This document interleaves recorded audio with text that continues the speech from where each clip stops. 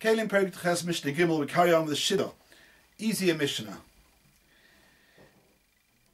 Says the Mishnah, Shidduch v'ateva v'amigdol shenitlo echad meiraglein. It's now wobbly. One, got this box, this cupboard, this chest. One of the legs are missing. We're talking about a regular Shidduch and teva migdol, which is not a kli haba b'midah. In other words, it's not massive, and therefore under the normal rules is makabel tumah. It's a regular kli eitz. However, one of the legs are missing, and that wobbles. It's completely on the side. Although it's still able to be makabel something, but it cannot be makabel in the normal way. The way the Baal Tanura learns the Mishnah is, the next words, v'she'ena makabel in kedarkon, are actually part of the Reisha, and the Vav should be taken out. The Mishnah reads like this: Shidduch teva migdol shenitlo echad meraglein, one of the legs are missing. Although pisha makabel in toirin, although they are makabel, although they can still be makabel things inside them, they are tahor. Why? She'enon makabelin kedarkon, because they're not being makabel in the usual way, and therefore it's lost its name of the shem as a shem kli kibbel, and is actually tahor in ganzen. Rabbi Yosef ben Tameh, he says at the end of the day, it could still be makabel something, and therefore it still retains its shem kli kibbel.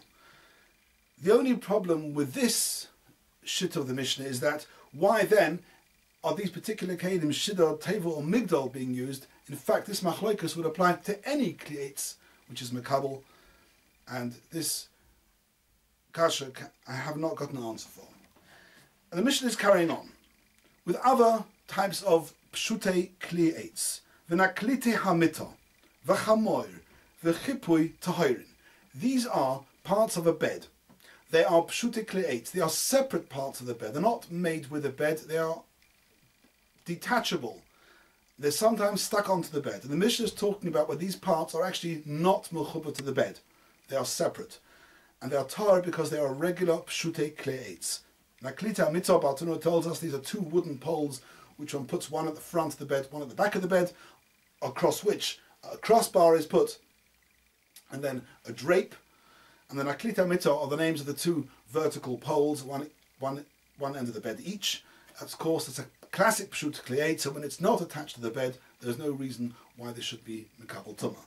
Chamor is the name for the big wooden block on which the bed sits.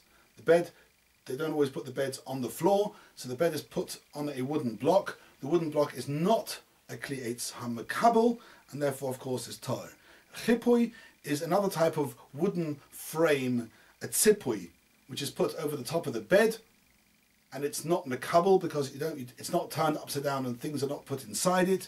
Therefore, it's tar. Ein tomei. The only part of a bed which is tomei is elon mito umalbein.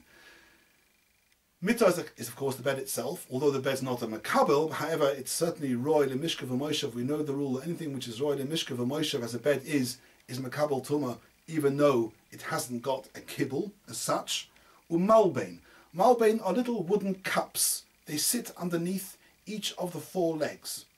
The leg is placed into the cup, and the cup protects the leg of the bed from becoming damp and mouldy from the floor. This malbein, actually, it's not a kli kibble. Although it looks like a kli kibble, it's made out of wood, and you actually put the leg of the bed inside it. However, a kli kibble means it's got to be osu lekabel. That means the thing you put inside it is transported by the kli kibble. However, here, the leg just sits inside it. One doesn't move the bed by the malbein. The malbein is not used to carry the bed. Therefore, it's not called a kli kibble per se.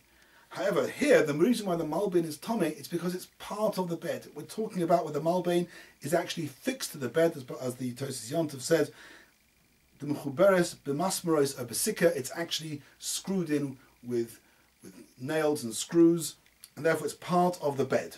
However, umal b'nei levi tahirin, the beds used by the Levim, when they moved around from town to town. The Levim weren't always fixed in one city, and therefore the malbenim, by definition, were not mechuber to the bed. They were easily detachable and not part of the bed. Therefore, they're considered to be tahir, and because they're not part of the bed. And that's Mishnah Gimel, and we'll come on to Mishnah Dalet soon.